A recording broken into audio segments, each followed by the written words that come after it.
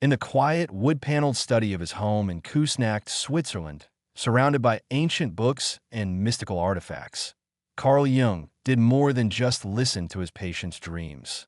He listened to the very soul of humanity.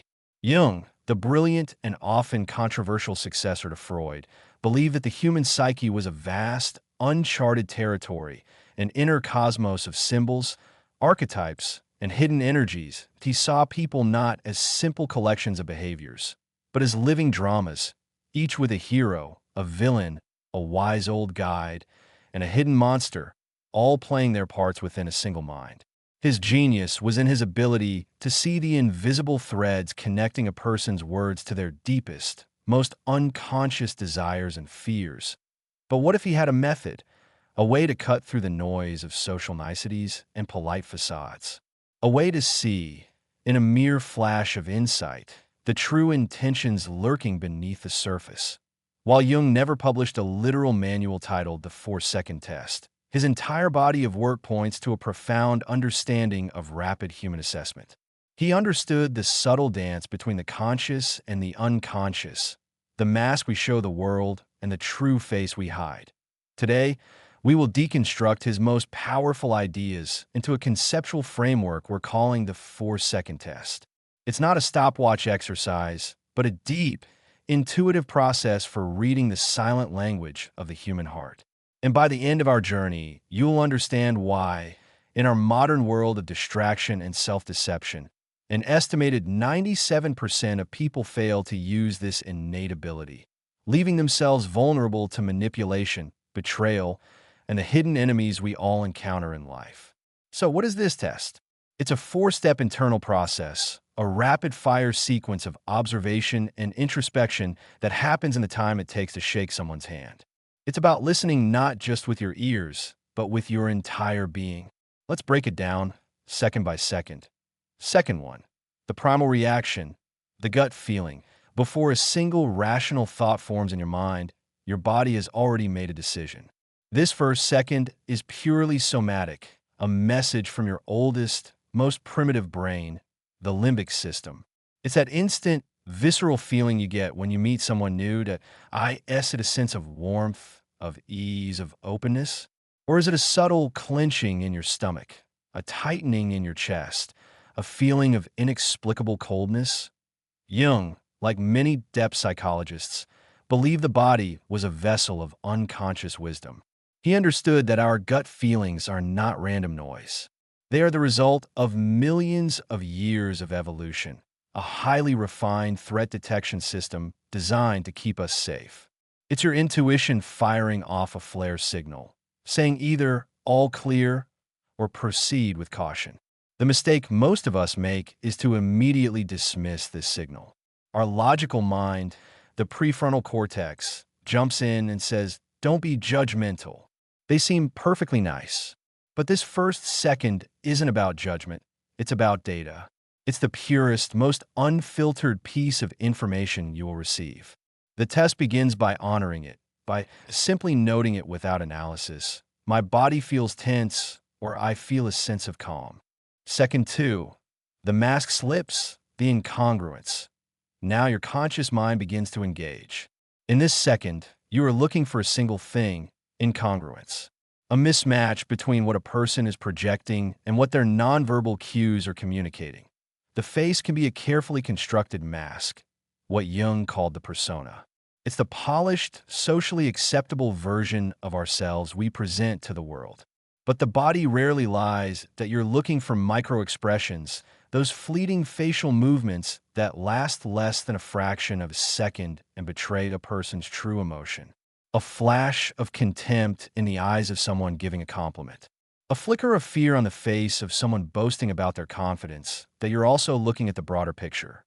Do their words say, "I'm so happy to see you," while their body is angled away, their arms are crossed, and their feet are pointed toward the exit?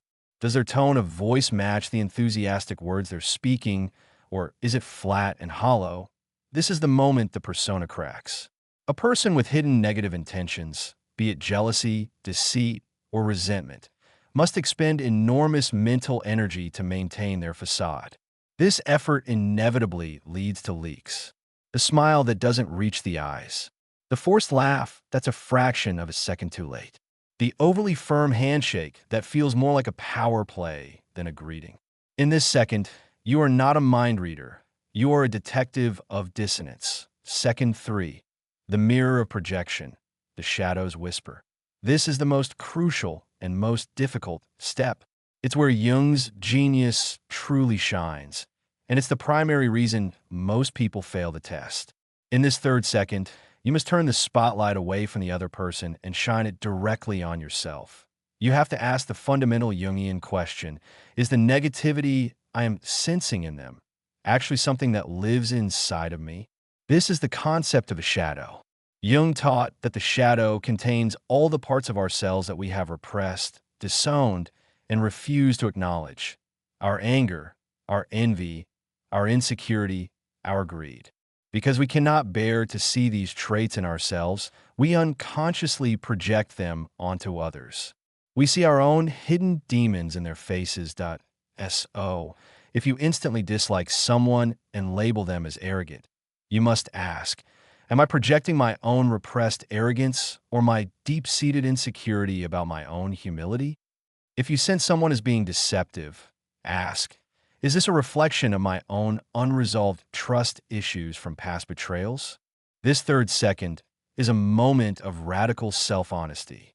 It separates simple paranoia from true discernment.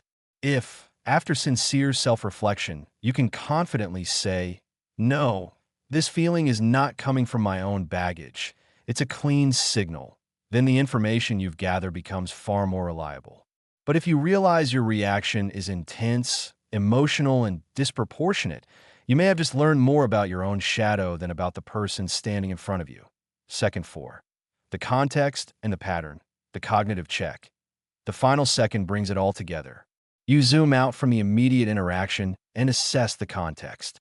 You integrate your gut feeling, second 1, your observation of their incongruence, second 2, and your self-analysis of your own projection, second 3, and you place it within the larger pattern of their behavior.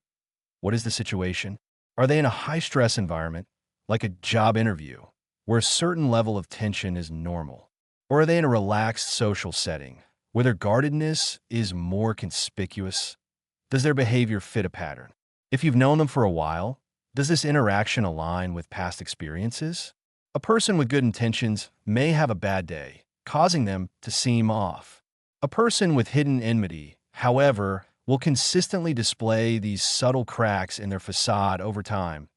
In this final moment, you are looking for what psychologists call cognitive dissonance.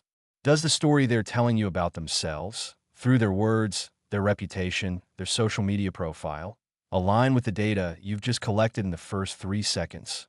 When someone tells you they value honesty above all else, but your gut screams deceiver, and you notice their eyes dart away at key moments, you have a powerful dissonance. The 4-second test concludes with this simple synthesis. The data does not match the story. This test isn't magic. It's rooted in the foundational pillars of Jungian psychology. To truly master it, we need to understand the machinery working under the hood. First, as we mentioned, is the persona. For Jung, this wasn't just a metaphor. It was a functional part of the psyche. In ancient Greece, the persona was the literal mask worn by actors. In psychology, it's the mask of the good employee, the loving spouse, the confident leader. It's essential for navigating society. The problem arises when a person over-identifies with their persona. They forget who they are behind a mask. A person with hostile intent uses the persona as a weapon, a dazzlingly charming mask to hide a manipulative core. The 4-second test is, in essence, an attempt to glimpse the real face behind this mask. Then there's the shadow. This was one of Jung's most profound contributions. The shadow is not inherently evil. It's simply everything we are that we don't want to be. The more we deny our shadow, the darker and more powerful it becomes. When someone has a particularly dark, unacknowledged shadow, filled with envy, resentment, or a lust for power, it doesn't just disappear. It seeps out. It manifests in passive-aggressive comments, in acts of subtle sabotage, in a predatory energy that sensitive people can feel. Spotting a hidden enemy is often about sensing the weight and temperature of their unacknowledged shadow, and this leads us directly to projection. Imagine your mind is a movie projector. If there's a flaw in the film, a dark spot of insecurity or rage, you don't see the flaw in the film itself. You see it projected onto the screen in front of you. That screen is the other person. Jung famously said, "Everything that irritates us about others can lead us to an understanding of ourselves." When we have a violently negative reaction to someone we barely know, it's often because they are embodying a trait from our own shadow that we despise. The person who is most infuriated by gossip may be fighting their own inner gossiper. The person who calls everyone a phony may be terrified of their own inauthenticity. Understanding projection is the key to unlocking the test's accuracy. Without it, you're simply a biased observer, mistaking your own inner turmoil for external threats. Finally, Jung's theory of psychological types plays a role. An intuitive type might grasp the essence of a person instantly, trusting their gut feeling from second one. A thinking type might focus more on the logical inconsistencies in second four. A feeling type will be highly attuned to the emotional atmosphere, while a sensing type will pick up on concrete details, the sweaty palms, the shifting feet. Knowing your own type helps you understand both your strengths and your blind spots in assessing others. While this framework is inspired by Jung, its principles are strongly supported by modern neuroscience and social psychology. What Jung called a gut feeling, a neuroscientist might call interoception, the brain's ability to sense the internal state of the body. Studies at Caltech have shown that the insular cortex, a region of the brain, processes these gut feelings and integrates them into our decision-making, often faster than our conscious, rational mind can keep up.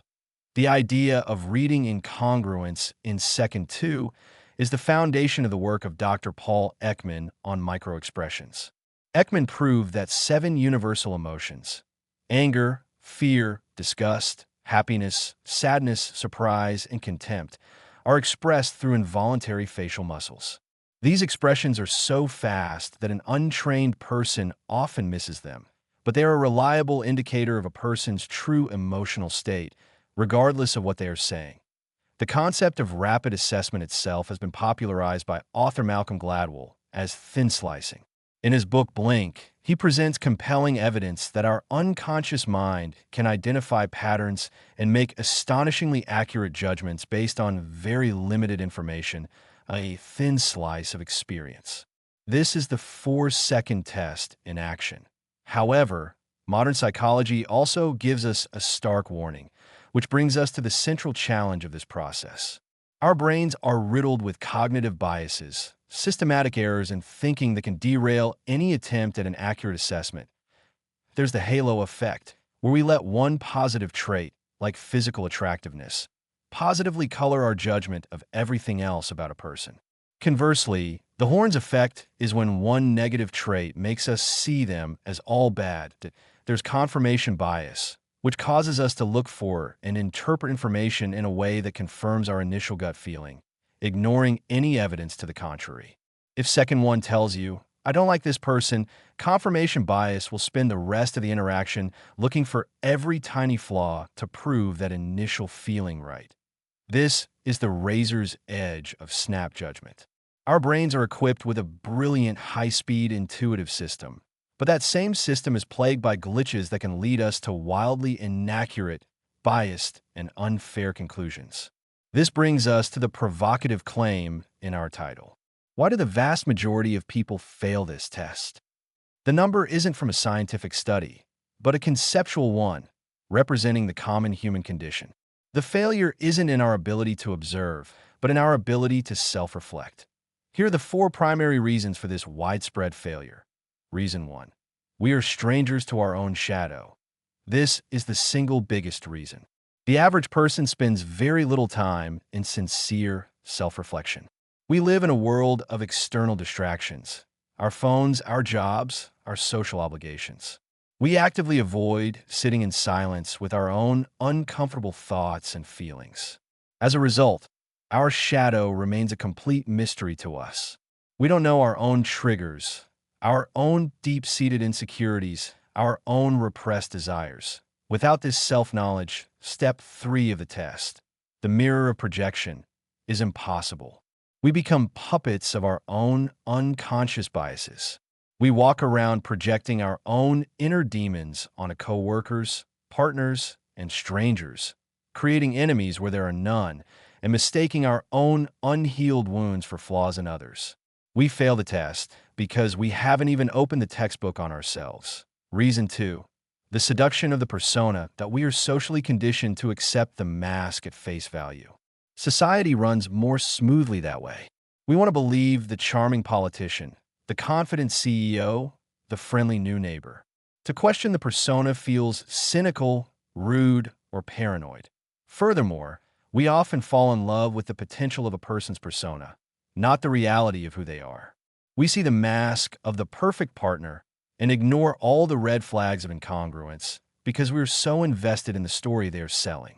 We fail the test because we would rather be comfortably deceived than face an uncomfortable truth. Reason 3. Emotional blinding. Strong emotions act like a fog, obscuring our ability to see clearly. When we're desperate for a job, we ignore the subtle signs of a toxic work environment. When we are lonely and crave connection, we overlook the red flags in a new romantic partner. When we're driven by fear, everyone looks like a threat. Hope is a particularly powerful blinder. We hope someone is trustworthy, so we interpret all their ambiguous actions in the most generous light possible. Our emotional needs override our intuitive warning system. Reason 4. The speed of modern life. The 4-second framework is an ideal. In reality, we rarely give a new interaction even that much focused present-moment attention. Our minds are often elsewhere, thinking about our to-do list, our next meeting, or what to make for dinner. We are too distracted to notice the micro-expression, too mentally cluttered to feel the gut reaction, and too rushed to engage in self-reflection. We meet people, but we are not truly present. And in that absence, all the subtle data that could protect us is lost. So, how can we move from a 97% who fail to the 3% who succeed? It's about turning this framework into a conscious practice in professional settings. During a job interview or a negotiation, this test is invaluable. Second one, gut feeling when you meet the hiring manager or business partner. What does your intuition say? Do you feel a sense of mutual respect or a sense of being scrutinized and undervalued? Second two, incongruence. Does the company's mission statement about valuing employees match the tense, anxious energy you feel from the people in the office? Does the person you're negotiating with say they want a win-win outcome while their body language is closed off and competitive? Second three, projection. Are you feeling intimidated because the interviewer is genuinely condescending or because you have an unresolved imposter syndrome and are projecting your own feelings of inadequacy onto them? Second four, context. Acknowledge that this is a stressful situation, but look for patterns. How do they speak about former employees or partners? That's often a clue as to how they will eventually speak about you in personal relationships. This is perhaps the most important area to apply the test. On a first date, the initial gut feeling is paramount. Don't rationalize away a feeling of unease. Observe the incongruities. Do they speak eloquently about kindness but treat the waiter poorly? That's a massive red flag. Do they claim to be an open book but deflect every personal question? Constantly check your projections. Are you seeing red flags because they are really there, or because this person reminds you of an ex who hurt you? Disentangling past pain from present reality is key to forming healthy new bonds. Look at the pattern over time. One bad day is an anomaly. A consistent pattern of mismatched words and actions is their character. The goal here isn't to build walls, but to build better gates. It's about letting the right people in and keeping the wrong people out based on discerning observation, not on cynical prejudice. In the end, the 4-second test is not a foolproof trick to spot enemies. It is a mirror. Its ultimate purpose is not to judge others, but to understand yourself. The more you understand your own shadow, the less you will project it. The more you are in tune with your own body, the more you will trust its wisdom. The more you understand your own biases, the less they will control you. Carl Jung's life's work was not about creating division, but about fostering individuation, the process of becoming a whole, integrated self. A whole person does not see the world in black and white, as a battle between good people and hidden enemies. They see a world of complex individuals, each with their own persona, their own shadow, their own light, and their own darkness. True discernment is not the ability to label someone as bad in 4 seconds. It is the wisdom to recognize that a person's behavior is a complex signal, and the self-awareness to know that your interpretation of that signal is deeply influenced by your own inner world. The path to safety and healthy relationships is not through suspicion, but through presence. Be present enough to feel your gut. Be present enough to see the truth in someone's eyes. And most importantly, be present enough with yourself to know the difference between intuition and illusion. That is the real test. And it's not about passing or failing. It's about a lifelong journey of learning to see with clarity, to act with wisdom, and to connect with compassion.